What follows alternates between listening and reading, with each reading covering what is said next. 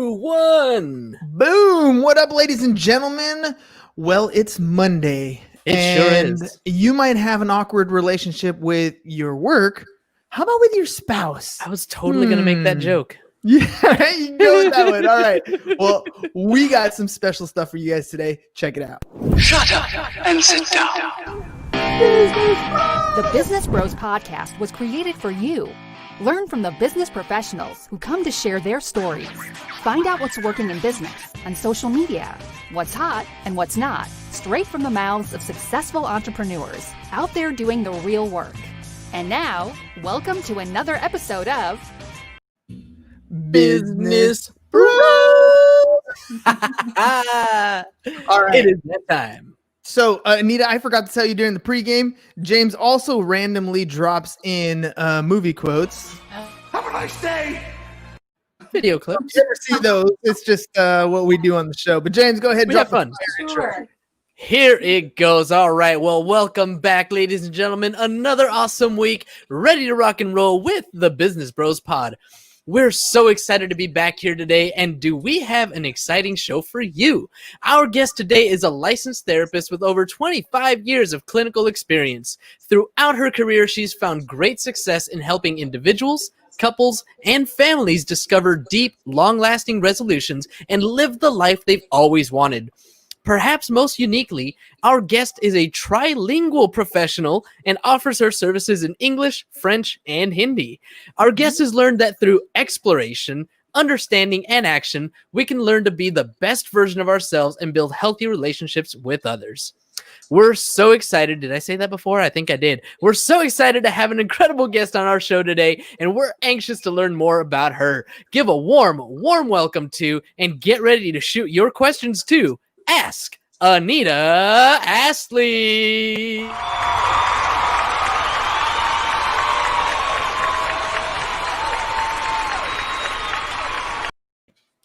Welcome. Much for that fantastic intro. Well, that's just how we roll. We like to have a little fun with our show. So since we have the capability, you might as well get it, right? That's right. Let's get it on. Go ahead. So Anita, let's jump into this. You are a licensed therapist. Why therapy? What sparked your interest to get into that field? Okay, well, that's a loaded question. Okay, I think I have all, you guys are gonna okay, it's a loaded question, but and I've been thinking about this for a few years. How did I get into this kind of crazy profession, which I love now? It's my passion.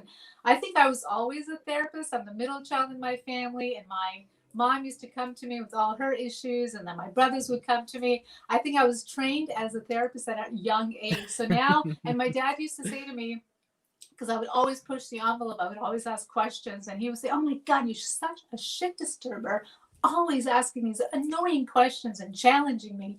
And so I think, okay, I was always a shit disturber. Now I just get paid to disturb people's shit. And I naturally fell into it, groomed for it by my family and then my friends too. So, but I love it now. I've been doing it for, like you said, 25 years. I wouldn't do anything different.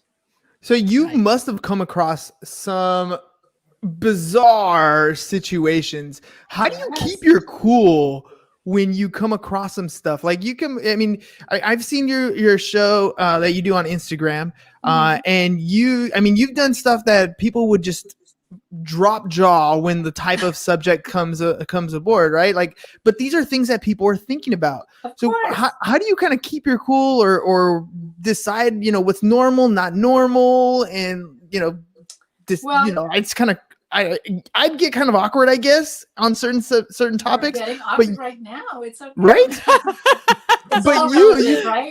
yeah, it is all relative. But you keep your cool.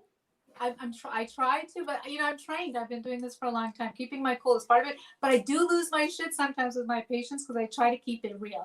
As you guys see me here, this is my personality. This is who I am in session. Of course, there's different guidelines and different rules that I follow, but I bring my heat into it. And sometimes for some people, that's way too much Anita, so it's not a good fit. And I generally say, okay, this is not going to work out. You need to find somebody who's a little bit more, not so much in your face, because I'm like that. I'm in your face because I do believe I have to do more than just sit back and listen. So probably what you're talking about is a show that I did on fetishes. And everybody was like, oh my God, she's going to talk about fetish. Oh. And then I did. I talked about all kinds of fetishes. And I had so many messages to say, thank you so much for talking about that, because I'm so embarrassed. I'm so ashamed. And I've never told anybody but you. So I think, okay, it's a place of privilege that I have to listen to these stories in my office and also on IG Live, even though my page is not a therapy page. I just, make it fun, share my life stories, but I do have expert opinion and advice that I do dish out when people ask me. Of course, I keep it all anonymous, right? But so, yeah, I touch those subjects because people are embarrassed, especially sex. They're so embarrassed to talk about sex, but guess what? Most of us are having sex. Right? And if it's not working out, what are we going to do with it? Nobody wants to talk about it. Even in session, couples are so embarrassed. So as soon as I ask them that question, how often, or is there an issue, everybody's eye contact. I'm like, okay, we are in session here. We can, you lose eye contact very quickly. But it is something that they want to talk about. They just need somebody to kind of press that button and say, and provide the environment to say, guys, it's okay. We can talk about this. Everything is open book over here. Let's talk about it. There are a lot of stereotypes when it comes to how men talk about sex and how women talk about sex. Absolutely. When you sit down with a couple in that like a therapy mode, how does that stereotype play out? Does it still play out in private the way we talk about it in public? Or do they have the shame eyes that tend to, go away and like not want to talk about things? I think initially they're embarrassed, and everybody comes in differently. Some people are just very open. They walk in and everything within like 5-10 minutes of their sex life. Where other people, I'm always surprised at when I ask them certain questions, even after 6 months to a year, they're still they're very prudish about it, don't want to talk about it, and I have to do a little bit more poking and prodding and normalizing. But that goes back to, how you were brought up with sex. If it was a taboo, like in my family, I'm Indian, nobody talked about sex. It's like if it didn't exist, right? But it's amazing that I'm so open. I think I went in the opposite direction. But yeah, it depends on how your parents were. If your parents talked to you about sex and it was an open environment, you're going to be able to talk about it more. But the generation sometimes that I'm working with, an older generation and the younger, are very different. Well, okay, so it is an awkward conversation to have, right? I have a 10 and an 11-year-old, and my 11-year-old, she's about to get into the whole becoming a woman stage. Yeah. And I had this conversation with my wife about different things that we should talk about with the kids. Because, when I was growing up, and James can attest to this, like being able to find even things like porn or anything like that was a mission as a kid. Yes. Like it wasn't easily obtained. Now but today, it's so easy. So having a discussion with your kid, like for me, it's a little bit easier. For my spouse, it's not as easy to be as forthcoming with the kids. Yeah. How does when you sit down with a couple and they're talking about that in relationship to what they talk about with their children, what kind of advice do you have for that kind of conversation? Because I know it could be a problem within our relationship if maybe I am too forthcoming with my children, or the other way, maybe if my spouse is not very forthcoming with the children. Yes. So then I would bring it back to the couple. I always say, when things, you need to be unified. And in therapy, in family therapy, we call it the executive system. The executive system needs to be unified in terms of what you're going to say to your children and how you're going to say it. So if you guys are on different pages, that's a problem right away. So you need to work that out and get on the same page before you say anything to your daughter, because your wife might say one thing, you might say another, and the kid's going to be confused, right? So you guys need to agree on how you're going to do that. The other thing is you need to use the proper language. People are afraid. It's a vagina. It's a penis. We can say it. There's nothing. They say that pee-pee or these cute little words. It's not cute. Call it what it is. Body parts, and identify them the way that they're termed and called, so the child knows what is the correct term. And all the research lately has shown that parents who are more forthcoming about sex have teenagers who are less promiscuous. I know people think it's the opposite. If we don't talk about it, nobody's going to do it. They're not going to be curious. That's just as BS. It's not true. It's quite the opposite. So start talking to your wife first, and then decide how you're going to disseminate this information to your daughter. Oh, we definitely have that communication thing. I think we've been together almost 20 years, and we've done a pretty good job of communicating things back and forth. But it was funny because I was having a conversation with her brother and her and my sister-in-law, and we sat down and we basically said, "Look, guys, it's us against them. The kids are gonna team up against us, so we need to be able to team up against them." And that's how, you know. Yeah, right. But it opens up that door to communication where all of a sudden it's like, look, you know, I'm not only gonna talk to my kids, I'll talk to my niece and nephew the same way as well, as long as we have that open dialogue that we're okay to do that sort of stuff. Absolutely. And you brought up a really good point about the pornography. Yes, way back when you have to look for the magazines and you find it and all that kind of stuff. Now it's at the fingertips. So I have a 19-year-old son. And I know, you know, eventually I'm very realistic, right? I'm not thinking he's never going to look at it. I had to have a conversation about, you know, this is not realistic. These are all fantasies. Because, you know, the problem today is when people watch too much porn, adults, their stimulus level is up here. Then they come to see me and they can't perform with just regular, you know, what we call normal sex with their partner. Their expectations are too high and they actually create a problem for themselves. They can't get an erection for a man. They can't get aroused because their stimulus is the quality that's needed is like in a porn, which is unrealistic. So with the kids, I think at a certain age, of course, it's age appropriate depending on how old your kids are. Mine was, you know, 17, 18. So I already know he probably already looked Yeah. okay, Way ahead of you. Sounds about right. He was like, oh, mom, seriously? I'm like, yeah, seriously. This is not reality. This is a movie, just like, you know, any movie you're going to watch, but it's very, you know, it's sexual and that's not how it happens in most people's lives. I'll say that. It's distorted reality. As you're talking about your son, I watched this show on Netflix called Sex Education. Have you seen that show? No, but I heard about it. I have not seen it yet. So the storyline of that show is the kid, he kind of becomes a sex therapist at school because his mom's a sex therapist. Oh, right. Okay. And so when you're describing your son right there, I could imagine all the conversations you've had behind closed doors with clients.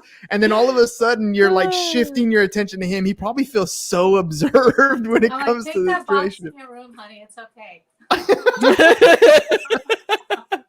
I don't want to know. Just take it. So how does Anita the mom deal with your son and his relationships? Is that a conversation that you guys have often? Yes. So I assume that he's sexually active. You know, I'm completely the opposite of how my parents were. They thought, oh, no, you can't have sex before marriage. And you can't have sex, period, ever, unless you're going to procreate. So I think I'm completely the opposite. I'm very open about it because I do believe the more I talk about it with my kids, of course, appropriate age information, the less like promiscuous they're going to be, and hopefully use protection, right? So I'm always an advocate of, you know, I know, and I think I knew when my son became sexually active, and I would just have these conversations with him, and I would literally say, you know, if you need something, here's some money to go get it, because that's much better than getting, you know, teenage pregnancy and getting a disease and all that kind of stuff. Now I have a daughter that's she's 17. I'm like, oh, I don't think you need to date trauma. So there are those biases. Yes, I have the gender biases. I'm a mom. I do, but she's less curious. That's what I think, but who knows what goes on. But I think we need to be realistic when it comes to our children and their sexuality. I think if we try in this generation, especially because everything is at our fingertips, if we don't have the conversation, I think it's irresponsible as a parent, because they're going to watch this and think, oh my God. You know, I'm going to tell you a story. This is really funny. So my daughter wanted to buy something from, you know, Dick's Sporting Goods. She's like, I'm just going to Google Dick's. And I'm like, no, don't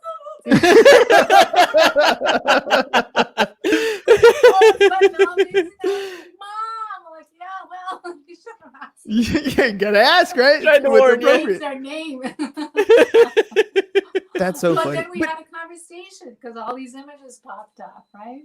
But I mean, you mentioned this, but you treat your son and your daughter different. And I say that all the time. I do the same way. I'm okay with it. And the kids will sometimes call me on it. Like, you didn't treat Liam that way, or you didn't treat me that way. And my response is always, I treat you different because you're different people, not only because male and female, but their personality types, right? Like my daughter is super competitive, and my son, he's just like, you know what? I'm not really about winning. I want the experience. I'm okay with that. So I treat them as different people. Is that a good thing? Is that okay? Yes, because they are different people. I mean, you're making a really good point. And Okay, we all have gender blind spots, right? I'm not going to sit here and say, oh, we're all equal and all that kind of stuff. No, we all have gender blind spots. We need to become aware of them when they're going to impact their education, career choices and stereotypical roles within the family. Like if I had my daughter cleaning all the time and not my son, those kinds of things I was pretty even on. Like everybody has chores. It's not based on gender. However, they are different, and my daughter is very different to my son. She's a girl. Girls have very different needs than boys do. So I think you're right, and you have to listen to the child and know your child. How can I tell you what you should do with your child? Only information-wise I can tell you based on what you're telling me. But you know your kids, and they're different, and it's okay to be different. Somehow we live in the society that everybody has to be equal. They have to be the same. Absolutely not. We're not the same. We're not equal. And we have to look at the characteristics and the personalities of your kids. Mine are completely the opposite. Mm-hmm. Kind of like me and my spouse, completely the opposite. Opposites attract. Yeah, they do. Opposites attract. They always do. They do. Okay, well, let me ask you about quote unquote normal. The wife and I, we have our own exclusive relationship. Everybody has their own norms. James's relationship is a little bit different. I'll open it up if he wants to actually share about that. But how do I define normal? Is there a definition for normal when it comes to relationships? Well, it depends on what we're talking about. What would you say is normal? Now we have same-sex partner relationships. So, I mean, this word normal, it's hard to answer that question because it depends on what we're talking about. What is normal? So if we go back to the fetish show, which apparently was the most popular IG live show I did, I'm going to have to go back and check that one out. Yeah, I gotta check that one out. Check it out, people. It's really good. So the number one question I had from my viewers was, is this normal? And I'm like, okay, who am I to define what normal is? Now, of course, traditional sex, it's not normal to get aroused by. The most common one is pedophilia, fetish of the feet. However, it used to be considered a sexual deviation, but I don't think it's not considered a sexual deviation anymore. And normal, and if you're going to ask me as a therapist what's normal, then I would have to ask you back and say, well, is it interfering with your emotional functioning, your social functioning, your vocational functioning, your relational functioning? And if the answer is no, then I'm like, okay, well, that's, I guess, normal in your relationship. It's okay. It's when things start to interfere with functionings in our lives that we need some intervention. And maybe we want to say it's not healthy and not so normal. I'm gonna spin off on that because I agree with you. The normal is a perspective thing. It's how you see it Absolutely. yourself. Yep. However, we tend to want to project our normal onto other people, right? You've been watching my IG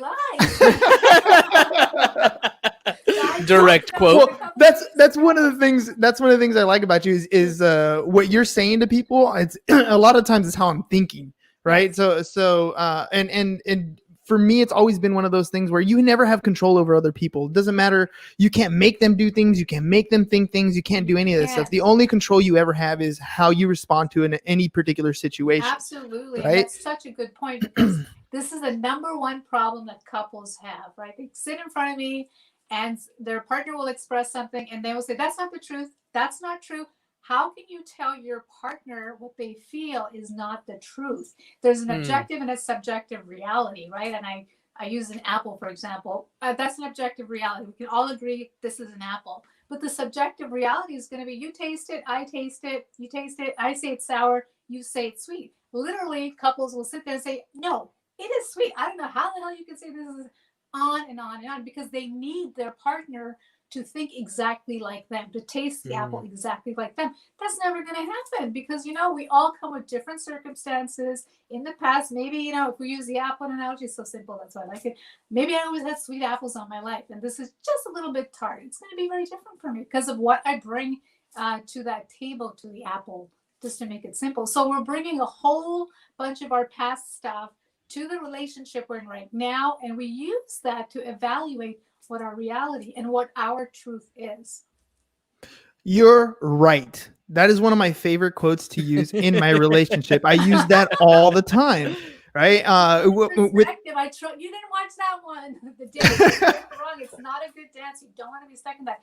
It's a dance of we are different. We have a very different perspective. And in that video, I talk about, can we please get rid of this language? Language is so important. So we need to get rid of polarized language, right and wrong, always and never. Get rid of this stuff because it is not helpful and it doesn't work. And words are important. Words matter. People say, oh, you're getting, it's just you're using language and who cares? I didn't mean to say that. Well, words are very powerful. If you didn't mean to say that, then maybe we need to learn a different word. So I teach my couples and I teach, I'm going to teach all of you guys out there. Don't use right or wrong. Please try to replace that. Well, you have a very different perspective because that's really what it is. It's a very different view of the same problem, but you're looking at it from a very different angle. It's funny because I also do try use. to use. I was going to say I also try to use I language. Yeah. So instead of saying you do this, you do that, it's just I saw this, I saw that. It's my my perception of things, not just throwing it at you and blaming you for it. Absolutely. I statements are really important when you're talking about what you're thinking and feeling and trying to resolve a problem. And most couples, they fall into, well, you do this and then you make me feel like this, rather than saying, when that happens, I tend to feel pretty hurt. Because that thought process, that what you just said right there, when you do this, I feel this. That is not something that on the regular. Normal? Yeah, is that normal? That's not something that people think to say right off the bat, right? The first thing that happens when you're in some heated situation is you react to the other side. It's their fault. You want to attack. Yes, exactly. Attack. So what happens when we attack somebody? Oh, it makes it worse. Defensive. They get defensive, defensive, and then we are stuck in this attack defense mode dance. And I call it a dance, and people say, what's this dance word that you're always using? Because we do a dance with people, we do a dance with our partner, and I say, you're doing a very destructive dance. We need to change the footwork of this dance. Because if you think about it, if we do the tango and it's not going too well, we don't do the footwork, and our partner is falling or we're falling, we're not in sync. So we need to learn to do a different dance so we can actually fit together and get along. And it's not being the same. No one is the same, but on some level, we have to accept the differences that our partner brings to the relationship rather than seeing them as something negative, to see it as, okay, it's complementary to our relationship. So I think acceptance is really important. At a certain point, people try to change the other person. You're never going to change them if you have that mindset.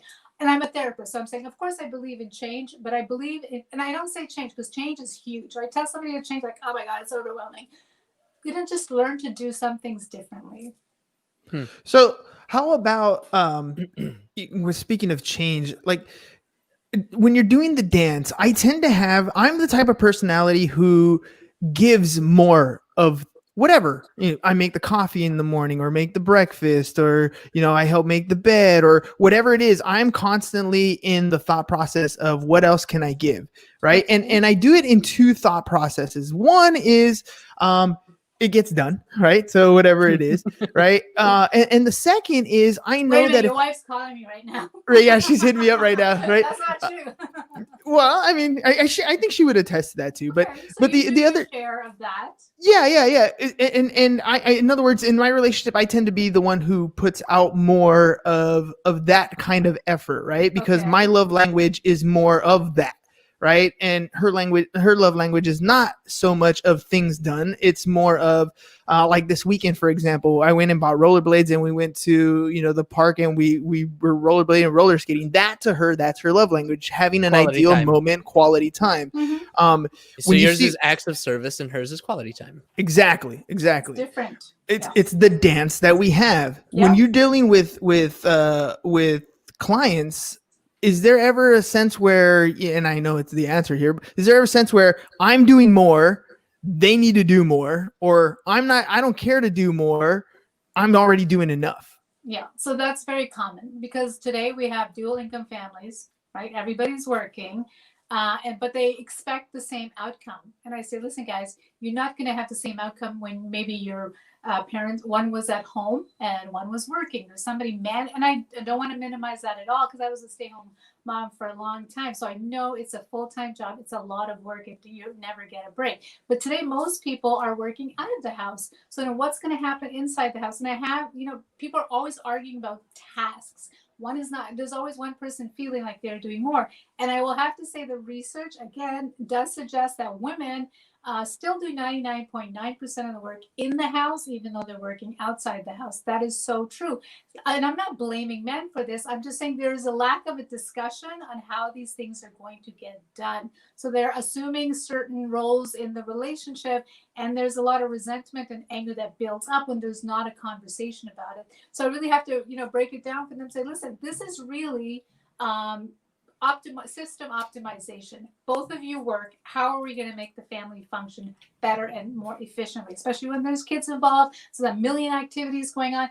But it has to start with a conversation, and that conversation has to be about needs and expectations. You call it love language. I call it needs and expectations. What are they? And sometimes people don't even know themselves what their own needs and expectations are. So if I don't know what they are for me, how am I going to expect you to fulfill them? So the first step would be that you need to sit down and you need to think about what your needs and expectations are, and then you can share them with your partner. And they're never going to be exactly the same because we're different people. So we need to tweak them that they're not going to be like this, but they're going to come over here, and then we can tackle the tasks in the house equally. And there's got to be some give and take on that. There has to be. Otherwise, the system, and this is what's happening today, where the divorce rate is so high for other reasons too. But we have this elastic, and we keep stretching. Both people are working, but they're expecting the house to be totally clean, healthy food on the table. The kids are all taking. It's not going to happen, and that snaps.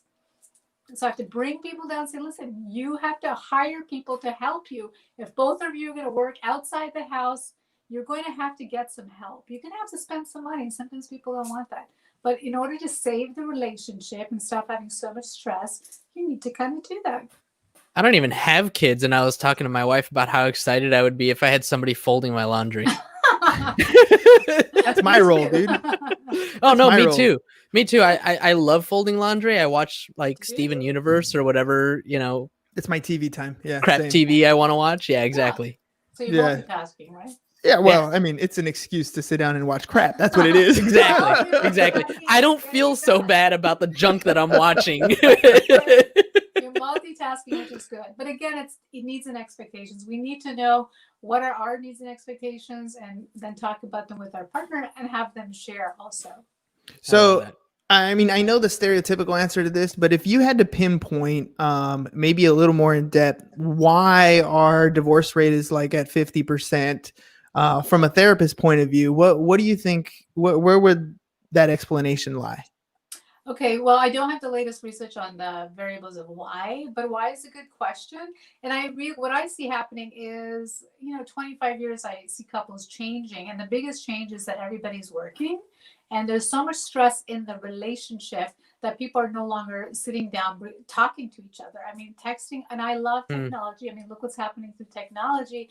But I do think people have replaced the conversation with technology, with texting, and there's a breakdown of communication when that happens. So there's multiple reasons I think the divorce rate is really high. People are not talking to each other anymore.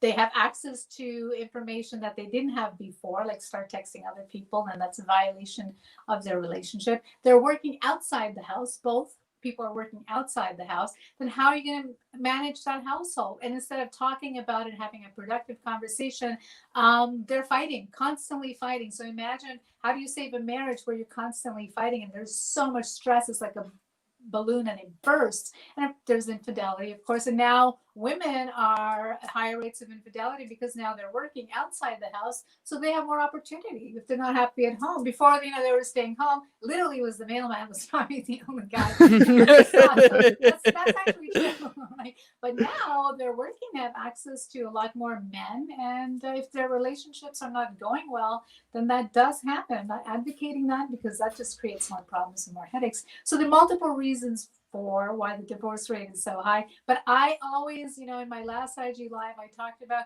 we need to just talk. The art of verbal communication is lost. And that is so true. Yeah. I mean, and I think part of it has to do with your ability to get past the uncomfortable, right? When Yes. you talk to somebody, like you and I don't know each other than we met today. We go back and forth on Instagram and that sort of stuff, right? Yeah. But we don't actually know each other personally. And if we got to know each other and we hung out, there would eventually hit those awkward snags, right? Where you ask something and maybe it was inappropriate to ask, maybe it was awkward to ask or whatever. My wife gets on my case because she says, if you want an asshole, go talk to Non. So, but it really is just because I ask the questions, right? I have something on my mind and I'll ask, and then You're she'll like look at me me. like, you probably shouldn't ask that, Yeah. but I want to know. Yeah, I want to know. You So want to know, but you want to also respect boundaries. Of course, it depends on the relationship and how intimate you are with the other person, because that sometimes it's a boundary violation, right? You have to be able to know when you're pushing the boundary too much. And that is something that I did notice about you. There are times when you're doing your IG live and somebody asks a question, or you get people. I mean, the comment section gets a little crazy sometimes with people, but you do. But yeah, it's okay, of course. But what you do always notify them is, hey, we got boundaries, and this is past that boundary point. But you at least let them get to the boundary point. Yeah. And there's no judgment in that point. How do you keep your cool like that? Like, there's a lot of people who, as soon as you hit the boundary, they're recourse right there, and then all of a sudden it becomes a Facebook fight, or all of a sudden they're going back and forth. How do you maintain yourself? I think it's doing therapy for 25 years, where probably I'm very comfortable. So most people, maybe their boundaries here with that kind of information, and mine is maybe over here. But I do have a boundary. And as soon as they start to push that, like ask about my sexual life, or show me your feet, after I did that. Show me your feet. I'm like, no, dude, I'm not going to send you private pictures of my feet. I'm sorry. So, I said, The fetish on my episode. Instagram live, I do have pictures of my feet. I didn't know it was a thing until I did the show, and they're like, "Oh, you're teasing me with your feet." I'm like, "No, I'm now just posting pictures." And maybe you get aroused from my nose ring. Am I supposed to not post my nose face anymore? So that's your issue. I always say it's not my issue. I'll keep posting what I'm posting, and people will take away different things from it. But we all have to have boundaries. And there are couples and people who say, "I don't have any boundaries. I'm so easygoing." That's not true. They're not able to identify their boundaries, and they're not strong in their identity. People who don't have boundaries, it's because they don't have a firm sense of who they are. People who do have a firm sense of who they are, they know their boundaries, and they're not afraid to put them up there. All right, last little tip then. What are some little tips that we can do to kind of find that self-awareness, to find our identity? What kind of questions should we be asking ourselves? Well, it depends on where you are in your life, what stage you're at, what age you are, and we're always evolving. I think the identity is always evolving. I don't have the same sense of identity I did when I was in my 20s that I do now. It's different. It changes. So it's okay. Our identity formation throughout the lifespan changes, but it's really asking yourself, what are your core values? Have they really changed? For most people, the core values from when they were 20 till 40, they don't really change. I don't think they really change throughout our lifetime. It's our belief system, our core values, and our morals that define us. And identity changes depends on, all the things that we're going through in life. That makes sense. That makes any sense. Oh, that totally makes 100%. Yes. Yeah. And the boundaries change, right? I think I had different boundaries, and it depends on the experiences that I've had in life. I think we do an injustice when we're expecting people to have the same sense of identity. And you have kids, so you see the evolution of their identity that changes. And I look at my own, I'm like, yeah, I used to identify with all these other parts of myself. I don't do that anymore, and that's changed for me because I'm older. I've had kids. I've had a lot of work experience, and that's changed over the years. I think we are not fair if we hold somebody to one particular identity. I like that because it's true. I feel like every 10 years I've become a different individual. And I think that also parallels why couples tend to change too, because they change as individuals, but they don't really communicate with each other throughout that change. And if you're not having those awkward conversations, as awkward as they are, you're stronger because of them. We need to have those conversations, and you make a very good point. So couples come in, and I think, okay, did you guys even talk about expectations? No, they haven't talked anything about any of that. But I say, okay, so you married maybe in your 20s, and now in your 50, you're operating on the same needs and expectations of a 20-year-old. Guess what? that is not going to work. I used to like pie, but I don't like pie anymore. If you're going to try to make me eat it. And couples have done that. I haven't told him that I actually hate pie, but he keeps buying me pie because I used to love it when I was 20. That's simplifying the problem, but it's a good example to illustrate we change. Maybe she doesn't want it. She'll say, I finally want to tell you, I don't want any fucking pie anymore. Yeah, that's funny. I use that. Say that they're afraid. They don't want to disappoint the other person, but in essence, they disappoint themselves and they end up in this resentful state because they just can't talk. I'm going to drop my cop-out story. It's going to mess me up, but that's okay. So when the wife and I were first together, I would get her a rose every month. So it would be 1 rose the first month, then 2 roses, then 3 roses, all the way, right? And then after a while, she gave me this look one time, and she's like, "Why are you buying me roses? All they do is die." And I was like, "Oh, okay." And I stopped buying her flowers for like a long time. And after that, we're now 20 years down the road. She's like, "Why don't you buy me flowers anymore? Because you said they die." But good for her for saying that. Good for her. And then you listened and you thought, okay, but to have a conversation to go further would be to say, well, what is it that you appreciate at this age? Well, I've appreciated it a lot, and I'll share this story with you, especially because you're a relationship therapist. I was reading the book called The Compound Effect, and in that book, they were talking about making small little changes in your perspective and what you do on a daily basis to enhance. He was talking about enhancing his relationship, and so he had this thing where he got a journal, and he would write every day in his journal something about his spouse, right? Some good observations, whatever. So I did the same thing. So last year, my birthday was in August. So last year in August, I started writing in a journal every night, and I would write down everything that I saw her do, whether it was, good, bad, indifferent, or what I appreciated about her, whatever. And for my birthday this year, I gave it to her as a present, right? And it sounds all good and dandy, but what I tell people all the time is the process of me doing that every day is what really helped out our relationship. I just so happened that I was journaling the year we went into COVID and we were stuck at home together, and we, all the kids are at home with us now, and all these things that we were journaling is kind of cool to look back on. But really, really, the process and the ability to do that, it made our relationship better just because I'm taking time to appreciate her. But also you shared it. I mean, that's the hardest part with couples. They don't want to share their private thoughts. Okay, you have your private thoughts and that's okay. But if they're related to the relationship and it's not working, or it's something really positive, why not tell the person? And we're very quick to point out all the things that are not working. Why not compliment each other?